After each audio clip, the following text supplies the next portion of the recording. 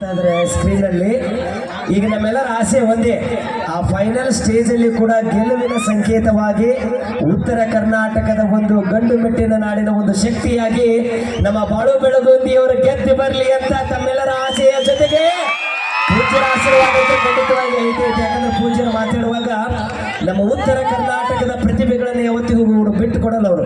ಹಾಗಾಗಿ ಅವರ ಆಶೀರ್ವಾದ ಯಾವಾಗಲೂ ಕೂಡ ನಮ್ಮ ಜೊತೆಗಿರುತ್ತೆ. ಆ ಪೂಜ್ಯರ ಪದರವಂದಗಳಲ್ಲಿ ನೆನೆ ಮಾಡೋದು. ಈಗ ಬಾಳು ಅಣ್ಣಗ ಇದೇ ವೇದಿಕೆ ಮೂಲಕ ಶುಭಾಶಯಗಳನ್ನ ನಾವೆಲ್ಲರೂ ಕೂಡ ಹೆಂಗೆ ಸಲ್ಲಿಸಬೇಕಪ್ಪ ಅಂದ್ರ, ಈಗ ನೀವೆಲ್ಲರೂ ಪ್ರತಿಯೊಬ್ಬರು ಮೊಬೈಲ್ ಟಾರ್ಚ್ ಆನ್ ಮಾಡಿಕೊಂಡು ನಾವೆಲ್ಲಾ ಕಲಾವಿದರು ಜೊತೆಯಾಗಿ ನಿಂತುಕೊಂಡು ಈಗ ಒಂದು ವಿಶೇಷವಾಗಿ ಹಾಡು ಹಾಡ್ತಾ ಇರೋರು, ಆ ಹಾಡಿಗೆ ಜಾನಪದ ಹಾಡುಗಳಿಗೆ ನಾವೆಲ್ಲ ಸಪೋರ್ಟ್ ಮಾಡೋಣ. ಸೂಪರ್, ಇದು ಬೇಕಾಗಿತ್ತು.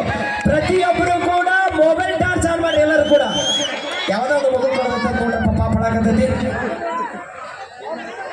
ಅವ್ರ ಮನೆಯವ್ರು ಪಾಪ ಕೂಸು ಕಳ್ಕೊಬೇಡ್ರಿ. ಅವ್ ದೊಡ್ಡ ಜಾತ್ರೆ ಐತಿ, ದಯವಿಟ್ಟು ಕೂಸು ಕಳ್ಕೊಳ್ಬೇಡ್ರಿ.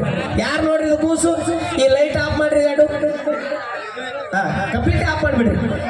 ಇವ್ರ ಲೈಟ್ನಾಗ ಈ ಸದ್ಯಕ್ಕೆ ಸಾಂಗ್ ತಗೊಳ್ದು. ಈಗ ನಾವು ಇವೆರಡು ಇದು ಯಾರು ಕಂಟ್ರೋಲ್ ಆಗೈತೆ ನೋಡ್ರಿ, ಇವೆರಡು.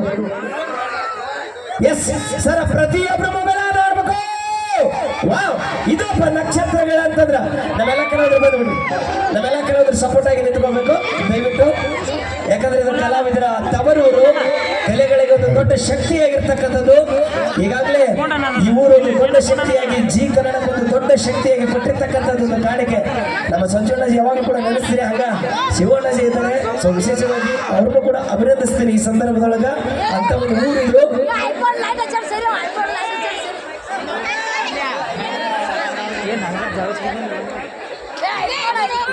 ಎಸ್ ಸರ್, ಎಲ್ಲರ ಮೊಬೈಲ್ ಆನ್ ಮಾಡಿ ಸರ್. ಕಂಪ್ಲೀಟ್ಲಿ ವಿಡಿಯೋ ಮಾಡ್ಕೋತೀನಿ ಇದನ್ನ.